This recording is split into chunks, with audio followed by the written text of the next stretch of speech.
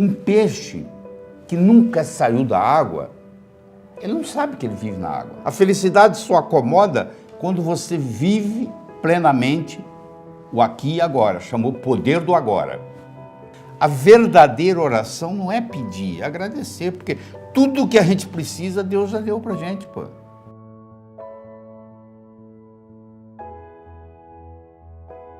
Nós somos animais de hábitos. Se você filmar alguém, você vai ver que ele senta na mesa para tomar o café da manhã, ele encosta a xícara nos lábios 19 vezes, por exemplo. Amanhã vai ser 19. É mais ou menos igual. Ele sai, ele para nos mesmos semáforos, ele cumprimenta as mesmas pessoas, ele entra no piloto automático. Isso ajuda em grande parte, porque você não precisa ficar pensando em nada, tá? Mas, por outro lado, como o mundo hoje é rápido, nós vivemos num mundo que se caracteriza por ser muito rápido, um mundo muito instável, né, com a mudança constante. Então, nós precisamos estar constantemente, eu digo, nós temos que mudar para permanecer. Esse é o slogan que eu uso. Se no mundo que você vive hoje, um mundo complexo, veloz e incerto, eu digo que o mundo de hoje se caracteriza por 3 palavras: complexidade, velocidade e incerteza. Não interessa onde você mora. A sua cidade hoje, onde você mora, é muito mais complexa para viver do que era 20, 30 anos atrás. A complexidade aumentou. A velocidade aumentou. Você está aí na internet, hoje é a velocidade da internet. E a incerteza. De repente, uma coisa que você não imaginava vai acontecer. Né? Quem é que previu que o muro de Berlim ia cair em 1989? De repente caiu, acabou o muro. Né? O Papa acabou com o limbo. Não tinha limbo. A gente chorava porque o filho estava no limbo. Acabou o limbo, não tem limbo mais. Então a incerteza é constante. Então esse negócio de fazer planejamento, antes as empresas faziam planejamento para um ano, a curto, a médio e a longo prazo. Hoje não existe mais a longo prazo. De repente o dólar subiu. E aí, todo o planejamento que você fez para o ano, com dólar a um preço e agora está muito mais alto, aquilo não tem significado nenhum. Eu tenho que estar sempre criando e ajustando, criando e ajustando, criando e ajustando, o tempo todo. Né? Isso muda o modus operandi. À medida que você cresce no escalão da vida, a coisa mais importante para você é saber se comunicar bem. O melhor médico da sua cidade não é o que sabe mais medicina, é o que se relaciona melhor com os pacientes. O melhor advogado, mais famoso da sua cidade, não é aquele que conhece mais leis, é aquele que relaciona melhor com os clientes, com os jurados, com os juízes. À medida que você aprende a se comunicar melhor, o seu valor no mercado aumenta. Mas não é só isso, não. Você também tem que aprender a comunicar com você mesmo. Porque você há de convir que você começou a assistir aí e tem uma conversa aí dentro da sua cabeça. Você está perguntando que conversa? Essa que está perguntando que conversa. À medida que eu vou falando aqui, você vai criando um diálogo interno. E esse diálogo interno lhe acompanha o tempo todo. Eu pergunto para você, você tem um amigo ou um crítico que você carrega dentro da cabeça? Porque tem gente que tem um crítico, ele está sempre criticando ele mesmo. E agora, se você tiver uma voz amiga que vai te estimulando, faz toda a diferença. E isso não é nada mais, nada menos do que a chamada comunicação intrapessoal. É de você para com você. Isso interfere, inclusive, na sua saúde. E tem a chamada comunicação interpessoal, que é de você para com os outros. Então, à medida que nós estudamos isso, nós vamos melhorar tanto a comunicação intrapessoal quanto a interpessoal. E com isso, seu valor no mercado vai aumentar. Nós somos julgados por 4 coisas. Nós somos julgados pelo que nós fazemos. Você pode ir numa festa, você pode marcar no relógio, você começou a conversar com um estranho, você pode marcar no relógio que não vai demorar 10 minutos, a pessoa vai te perguntar: o que você faz na vida? Verdade? É isso. Então eu quero pôr a seguinte situação aqui para os nossos usuários aqui, os nossos telespectadores. Olha só, eu tenho 2 pedreiros, um trabalhando ao lado do outro, na mesma construção. Eu chego perto do primeiro pedreiro e pergunto assim, o que você faz na vida? Ele fala, eu sou pedreiro. Eu coloco um tijolo em cima do outro. Eu chego perto do segundo pedreiro e pergunto, o que você faz na vida? Ele fala, eu sou pedreiro. O que você está fazendo? Eu estou construindo o Maracanã, é um dos maiores estádios de futebol do mundo, que vai ficar aqui para a posteridade. Olha a diferença. O pedreiro que vê um tijolo em cima do outro, pode passar 20 anos, ele vai continuar colocando um tijolo em cima do outro, ele é pedreiro. O que está construindo o Maracanã, eu posso te garantir que logo, logo ele vai abrir uma construtora. Ele não vai ficar colocando tijolo. A visão dele é construir Maracanã e não colocar um tijolo em cima do outro. Então, o modo como você descreve o que você faz muita diferença. Então, você pergunta para mim o que eu faço. Eu falo, eu transformo pessoas de uma forma alegre e poderosa, com amor e sabedoria. Não é a mesma coisa que fazer uma palestra. O cara que faz palestra, ele é palestrante. Eu tenho um papel transformador. Isso agrega valor ao meu trabalho. Então, se você quiser agregar mais valor ao seu trabalho, faz toda a diferença. Eu me lembro que eu estava dando um curso, eu perguntei para um indivíduo assim, o que você faz na vida? Ele falou, eu vendo bateria de automóvel. Aí ele assistiu essa parte que você está assistindo agora. Quando chegou na hora do intervalo, ele foi até a minha mesa de autógrafo e disse assim, doutor Lair, me pergunta de novo o que eu faço na vida. Falei, o que você faz na vida? Eu ilumino o mundo. Olha que bonito. Olha que bonito. Quer dizer, esse indivíduo, ele vendia bateria para automóvel, ele passou a iluminar o mundo, ele vai ganhar mais dinheiro. Porque iluminar o mundo agrega muito mais valor e tem um efeito metafórico muito maior do que vender bateria de automóvel. Então, se eu pergunto para você, que está aí me assistindo, o que você faz na vida, você tem que ter um script pronto, que o modo como você responder vai agregar valor à sua profissão. Nós somos julgados pelo que nós fazemos.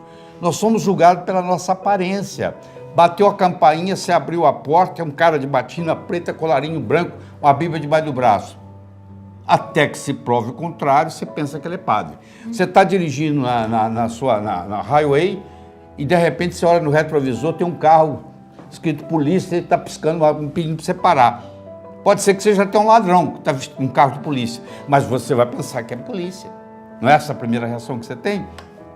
Não é verdade? É isso mesmo, doutor. Então, olha só. Primeiro é o que você faz. Segundo é a sua aparência. Mas não é estar bem vestido, não. Aí que a pessoa não entende. É estar adequadamente vestido para a ocasião.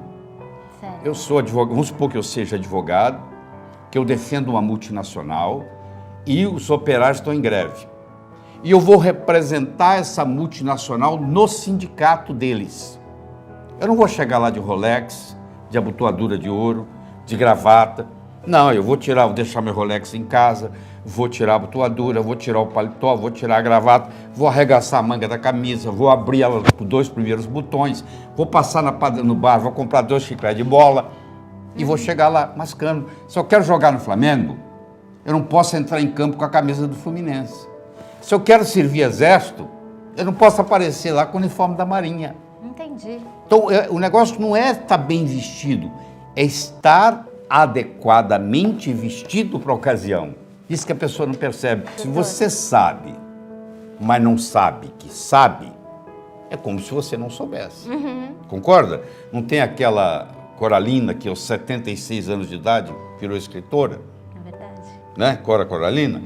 Ela não sabia que ela era escritora até os 76 anos, quando ela lançou o primeiro livro. Tem um pintor que ele vai descobrir aos 80 anos que ele sabe pintar. Mas se ele sabe pintar, mas ele não sabe que sabe, é como se não soubesse. Então, quando você descobre algo que você pode fazer, é um renascimento, é um rebirthing. Você, poxa, finalmente eu descobri. Eu ensino as pessoas a levar para perto na hora que ela vai dormir, ela leva um copo d'água e ela faz a chamada técnica do copo d'água. Ela pergunta assim, porque assim, o nosso cérebro funciona assim. Tudo aquilo que você vivencia nos últimos 20 minutos antes de dormir, rumina no seu cérebro a noite inteira. Certo. Se você brigar com seu marido e dormir brigada, Você vai brigar com o seu marido a noite inteira. Você pode até brigar, mas na hora de dormir tem que fazer as pazes. Entendeu? E tudo aquilo que você pergunta para o seu cérebro, porque nós dormimos em média 8 horas por noite. Então, se você que está me assistindo tem 30 anos, você passou 10 anos dormindo. Verdade? Um terço da vida você passa dormindo. Tem gente que até mais, né? Um terço da vida você passa dormindo. Você já pensou que bonito você aprender a colocar o seu cérebro para trabalhar para você enquanto você está dormindo? Olha o quanto que isso vai alavancar a sua vida. Então eu ensino a técnica antiga, milenar, do copo d'água. Eu faço a pergunta que eu estou querendo resolver hoje à noite, como é que eu vou fazer essa decisão amanhã? E eu tomo um pouquinho de água. E esse copo fica lá na cabeceira, lá no criado mudo. Amanhã eu acordo, vou lá, tomo outro golinho d'água. O meu cérebro faz uma conexão entre a pergunta e a resposta. É o que o Ivan Pavlov mostrava, que é um reflexo pavloviano. Eu fiz a pergunta, tomei um golinho d'água. Quando eu tomo outro golinho d'água amanhã de manhã, eu desencadeio a resposta que o cérebro trabalhou. E é impressionante. Às vezes você está tomando café da manhã, às vezes você está dirigindo para o trabalho, de repente a ideia vem. Então eu ensino as pessoas a descobrir qual é a finalidade de vida.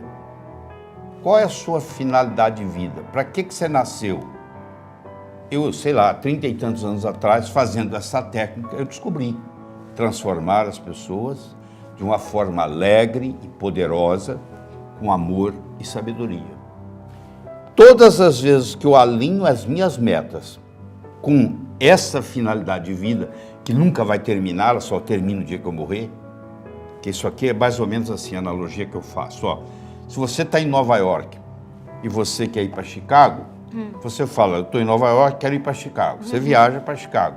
Agora, se você está em Nova York e você resolver dirigir oeste, você vai passar por Chicago, você vai passar por Los Angeles, você vai passar por Sydney, na Austrália, você vai embora, você vai voltar para Nova York, porque a Terra é redonda. Então você nunca chega ao oeste, sempre tem o oeste para você ir. Você pode ir para Chicago, você pode ir para Los Angeles, você pode ir para o Havaí, você pode ir para a Austrália, são metas. Mas se você está viajando oeste, você não termina, nunca, porque sempre tem o oeste para ir. A finalidade de vida é a mesma coisa. Eu não termino ela, só o dia que eu morrer. Então a minha finalidade de vida é transformar as pessoas de uma forma alegre e poderosa, com amor e sabedoria. Isso veio da minha cabeça, do jeito que eu estou ensinando aqui. Eu fiz isso, sei lá, uns 20, 30 dias seguidos, e de repente eu estava tomando café da manhã e isso desceu. Quer dizer, o meu cérebro, o meu inconsciente respondeu.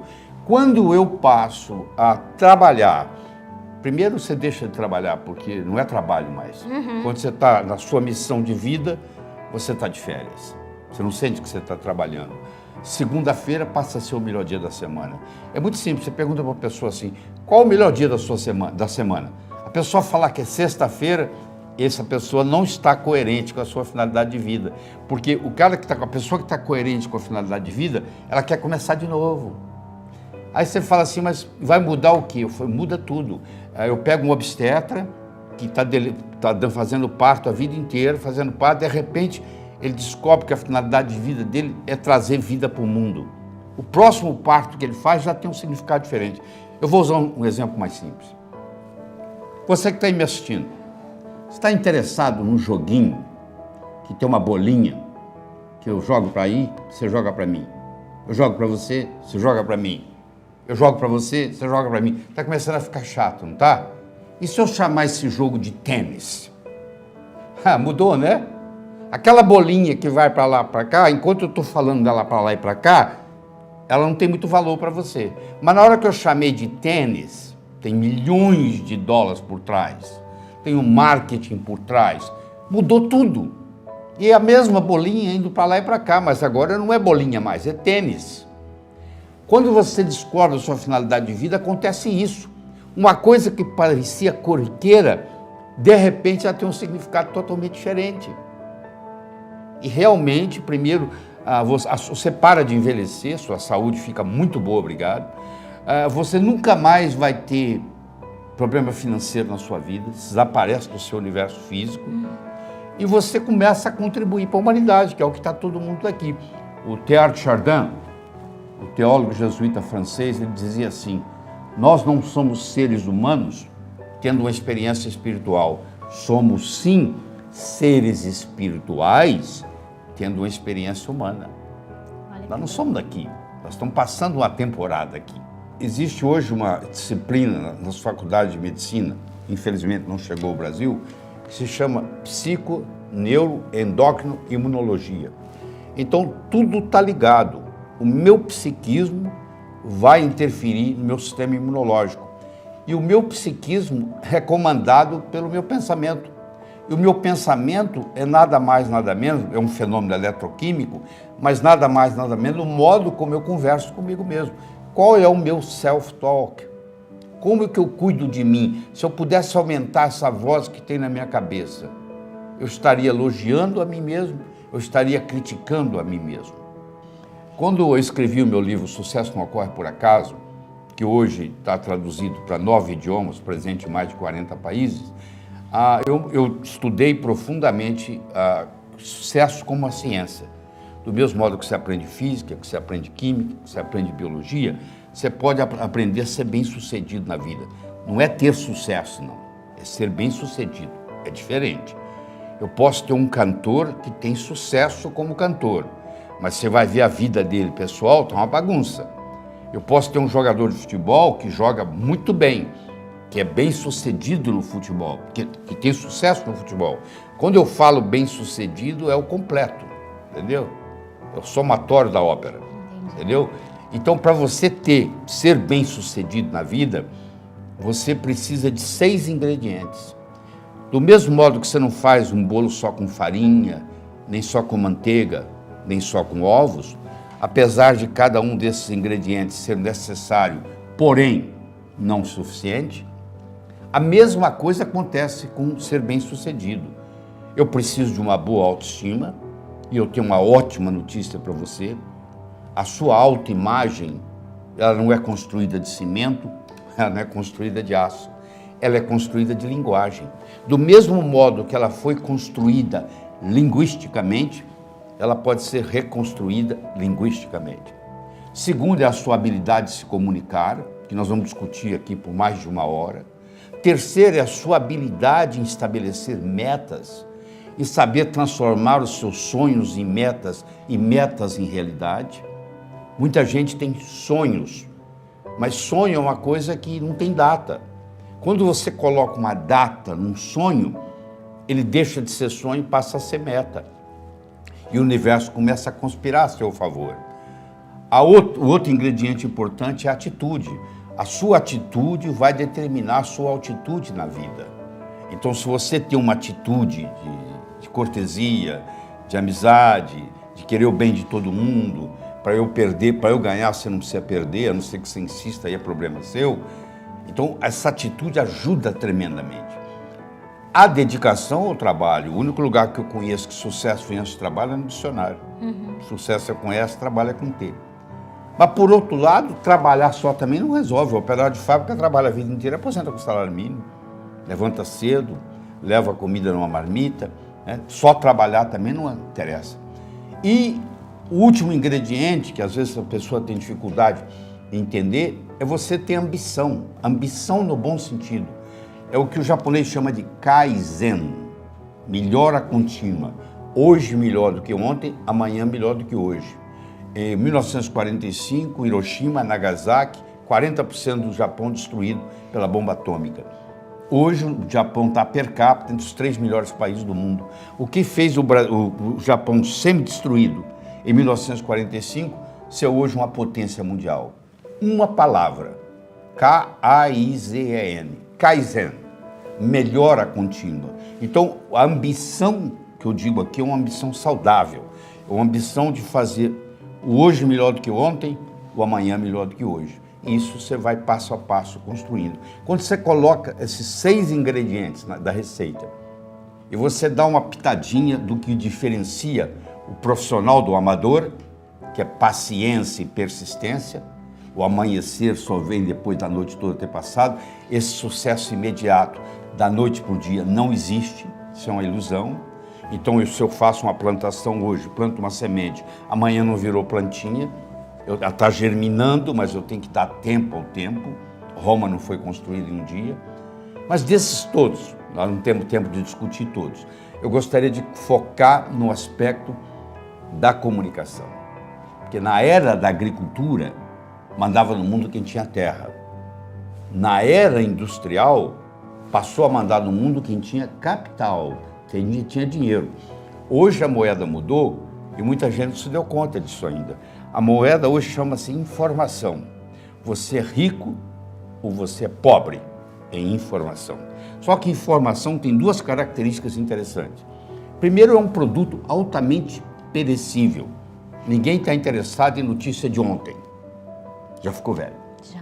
E segundo, a informação só tem valor quando ela passa de um cérebro para outro. Qual o valor de uma moeda de ouro no fundo do Oceano Atlântico, onde ninguém consegue chegar lá? Não tem valor nenhum. Ela só vai ter valor quando ela estiver na mão de alguém. A informação só tem valor quando ela passa de um cérebro para outro.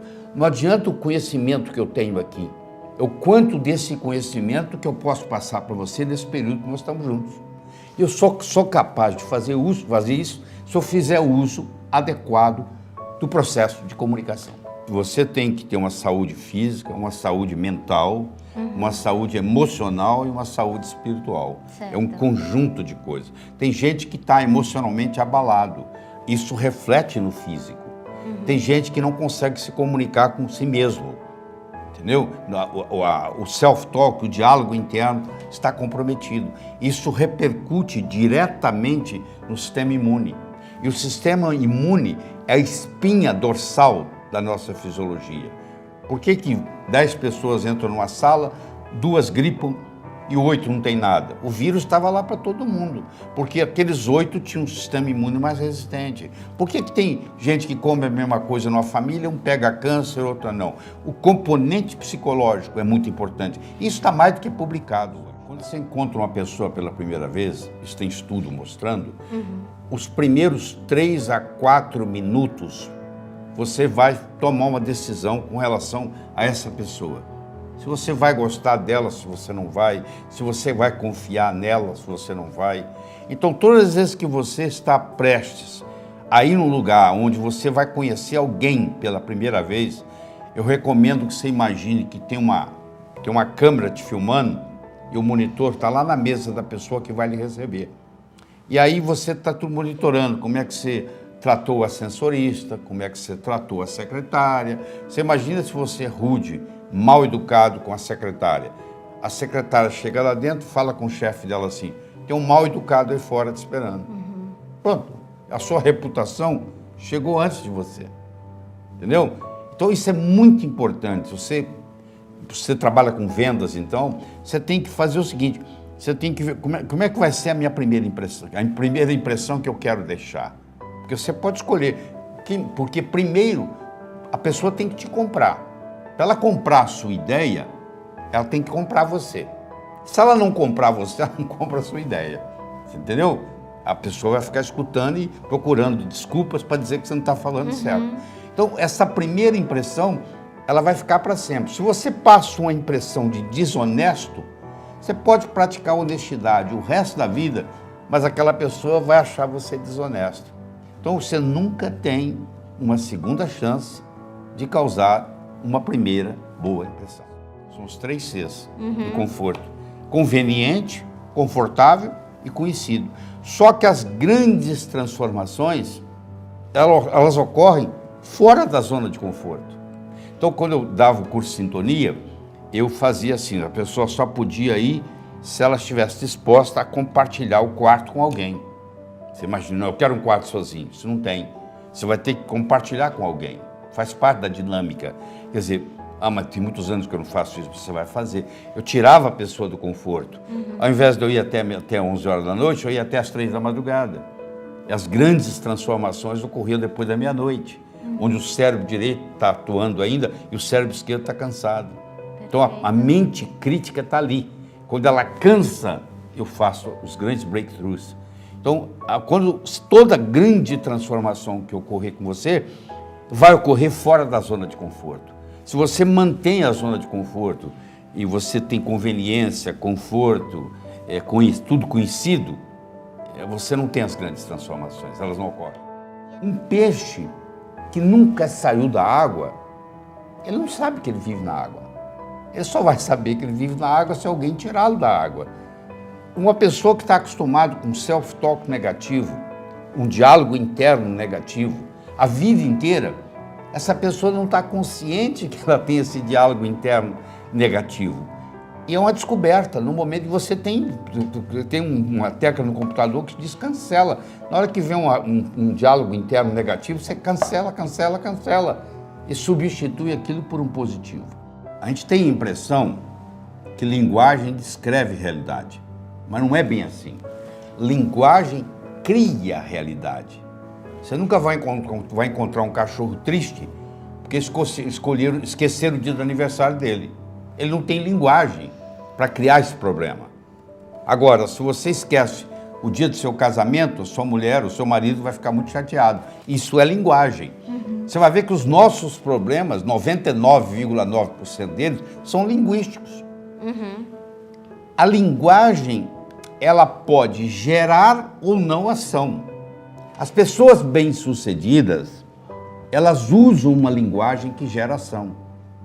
As pessoas que não têm o sucesso almejado, elas usam uma linguagem que não gera ação. Eu vou dar um exemplo para você. Você imagina, eu começo um discurso e digo assim: eu gostaria de agradecer. Até agora não aconteceu nada. Se eu disse que eu gostaria de agradecer, ainda não surgiu o agradecimento. Agora, se eu começo a falar e digo assim, eu agradeço. Olha só, na hora que eu coloquei o verbo eu agradeço, aconteceu um agradecimento. Na hora que eu falo eu gostaria de agradecer, não aconteceu nada. Então aquela pessoa que consegue fazer tudo, aquela pessoa que todo mundo quer estar por perto, aquela pessoa que está constantemente gerando ação, se você prestar atenção, a linguagem dela é diferente. Ela usa o verbo de uma forma diferente. E o bacana é que agora que você aprendeu isso, se você, ao invés de falar eu gostaria de agradecer, você fala eu agradeço, e você para de conjugar o verbo no condicional e passa a conjugar ele no presente, porque é no aqui e agora. Aliás, é o único que tem. Não interessa onde você estiver, é aqui. Não interessa que hora for, é agora. Você já percebeu que você vive num eterno? A vida é um eterno aqui e agora? É onde e quando? Onde? Aqui. Quando? Agora. Daqui 20 minutos eu vou estar em outro lugar. Onde? Aqui. Quando? Agora. Você nunca saiu do aqui e agora. Aliás, quando você permanece no aqui e agora, você está vivendo. Porque o passado já passou e o futuro ainda não chegou. Só existe para você o presente, por isso que chama presente. É um presente de Deus. É você saber viver o momento. Quando você aprende a viver o aqui e agora, você está feliz. Você só tem felicidade disponível quando você aprende a viver o momento. Estou aqui e agora. Se eu estou no celular e estou conversando, eu não estou fazendo nenhuma coisa nem outra. As pessoas hoje não conseguem mais viver o momento. Está aqui, eu estou aqui com você. Ó. O celular está desligado, eu estou aqui. Ó. Aqui e agora, junto com você. Esse momento é eterno. Então as pessoas, quando estão felizes, elas estão no aqui e agora. Eu quero ser feliz. Isso não existe, querido. Esse era o dia que depois que você morresse, você for para o céu. Nós vivemos num planeta chamado Terra. Aqui você vai estar aqui para enfrentar problemas. Você não pode ser feliz, isso não existe aqui. Você pode estar feliz a maior parte do tempo, se você aprender a usar a linguagem para viver o aqui e agora. Captou? A felicidade só acomoda quando você vive plenamente o aqui e agora. Chamou poder do agora. Semelhante atrai semelhante. Você quer ver? A água vai correr para onde? O esgoto. O esgoto vai correr para onde? Para o rio. O rio vai correr para onde? Para o mar. Você vê que para onde vai a água?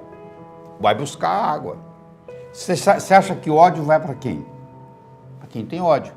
Você acha que amor vai para quem? Para quem tem amor. Então, a tendência do semelhante a atrair semelhante é muito grande. Então, olha que interessante.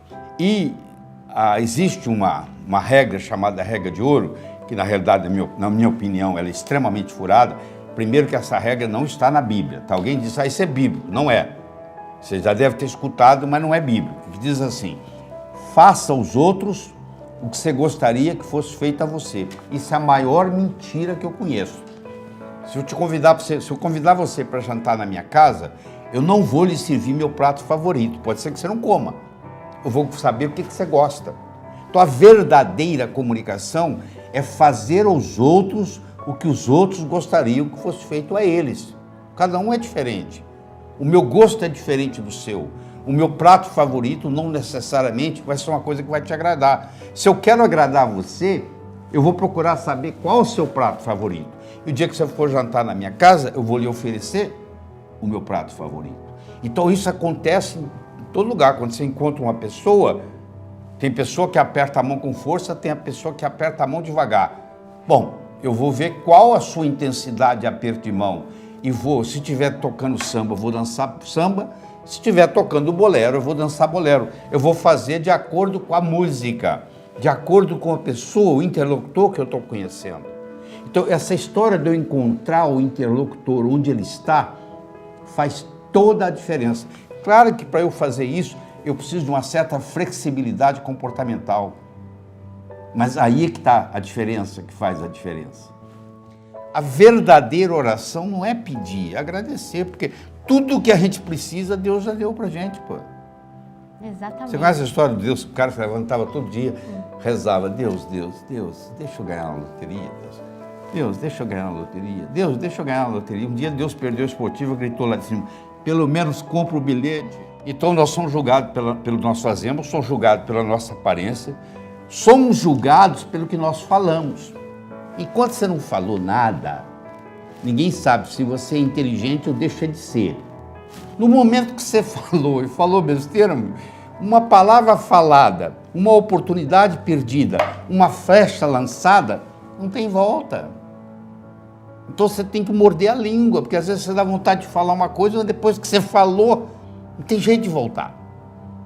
Então se você está numa situação que você não domina, é preferível, por isso que a gente tem 2 ouvidos e uma boca. Nós somos feitos mais para escutar do que para falar. Mas deixa eu complementar o seguinte, eu falei que são 4, né? Isso. Eles estão me cobrando lá o quarto. Aqui O também. primeiro é o que você faz, te pergunta o que você faz. Segundo é a sua aparência.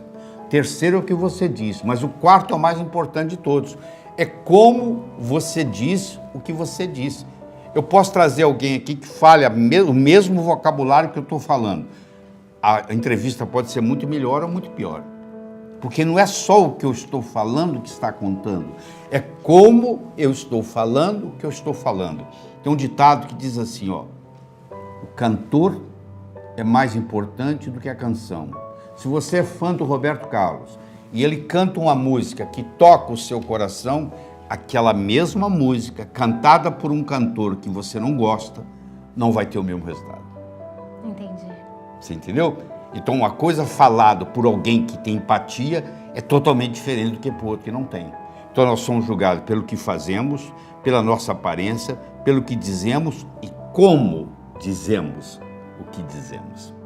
O poder posicional é o poder da posição que você ocupa. Certo. A pessoa é general no exército. Ela chega lá, todo mundo presta continência para ela. Chegou o general, toca uma música, etc. e tal. E todo mundo presta continência. Mas é domingo de manhã. Esse indivíduo está de bermuda, camiseta, chinelo. Ele vai até a banca de jornal comprar um jornal. Ninguém sabe quem ele é. Aquele poder posicional dele não existe. Entendi. Ele agora vai ter ou não o poder pessoal. Se ele tiver esse poder que nós estamos ensinando aqui, na hora que ele abrir a boca, ele se manifesta. Esse poder pessoal, ninguém tira de você. Então, você imagina, o cara é piloto de avião, ele é comandante, ele manda no avião. Tá. A vida inteira, ele trabalha 30 anos mandando no avião. Um dia, ele fez 55 anos, ele tem que parar. Então, ele para, o que ele faz? Ele agora vai para casa. Ele não tem mais avião para mandar. Pronto, eu tirei dele todo o poder posicional. Se ele tiver poder pessoal, ele continua. Se ele não tiver, ele infarta e morre.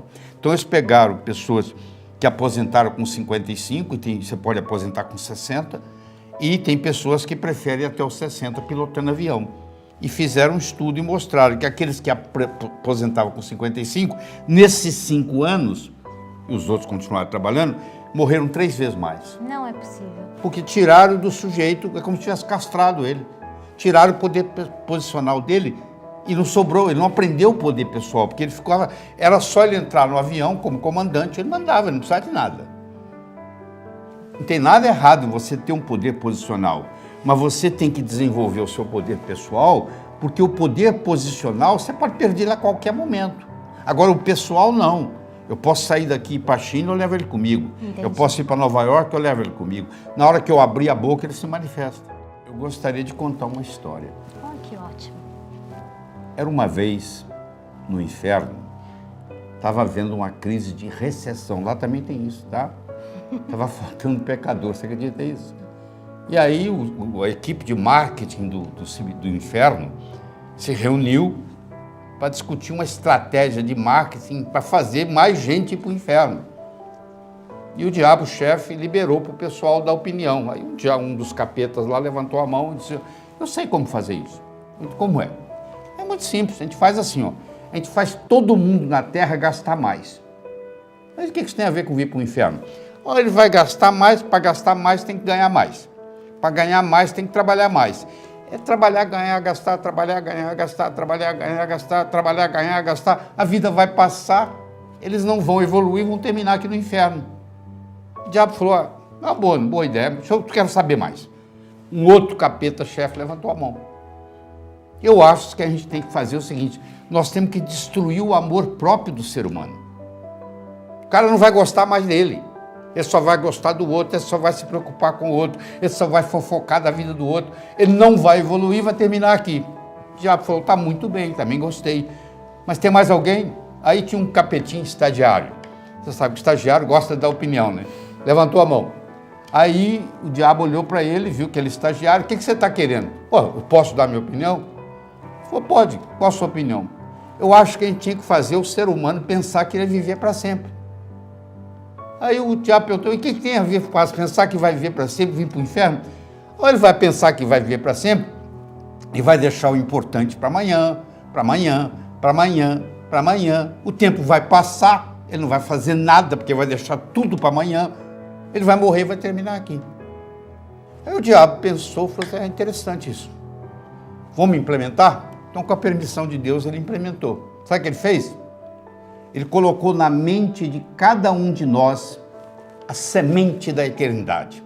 Você pensa que seu primo vai morrer antes de você, que seu colega de turma vai morrer antes de você, que todo mundo, que o seu sócio vai morrer antes de você, mas você não, você vai fazer um truque que vai enganar a morte. Você está procurando descobrir um jeito de enganar a morte, mas você acha que você vai ficar aqui mais do que todo mundo. Isso é consequência dessa semente da eternidade que foi colocada na nossa cabeça. Mas isso é uma ilusão. Você vai no cemitério, está cheio de gente reclamando que não teve tempo de fazer nada. Todo mundo que está nos assistindo aqui, inclusive nós aqui, nós nascemos nus, ninguém nasceu de roupa, e temos 24 horas por dia. Ninguém tem mais nem menos, pode ser o pobre, pode ser o novo, pode ser o velho. Nós temos 24 horas por dia e nascemos nus, iguaizinhos. O que você faz com as 24 horas é que faz a diferença.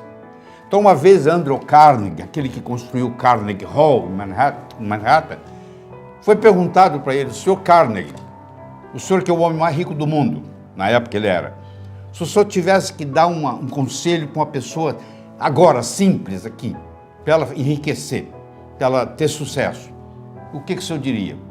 Ele falou, eu diria o seguinte, toda noite antes de você dormir, você faz uma lista das 6 coisas mais importantes que você tem que fazer no dia seguinte. Põe em ordem de prioridade. E nunca saia da mais importante até acabar. Então amanhã você vai acordar, você vai trabalhar na mais importante. Quando aquela acabar, você risca. Você vai trabalhar na mais importante. Quando acabar, você risca. Só isso. Isso aí, só isso. Você dormir à noite e falar assim, amanhã as coisas mais importantes que eu tenho para fazer é essa. Eu vou começar pela mais importante, porque sempre eu vou estar trabalhando a mais importante para o dia. Isso faz toda a diferença. Eu espero de coração que novos caminhos se abram à sua frente, que o vento sopre levemente às suas costas, que o sol brilhe suave e morno no seu rosto, que a chuva caia de mansinho em seus campos, e até que nos encontremos de novo, que Deus lhe guarde na palma das suas mãos. Muito obrigado.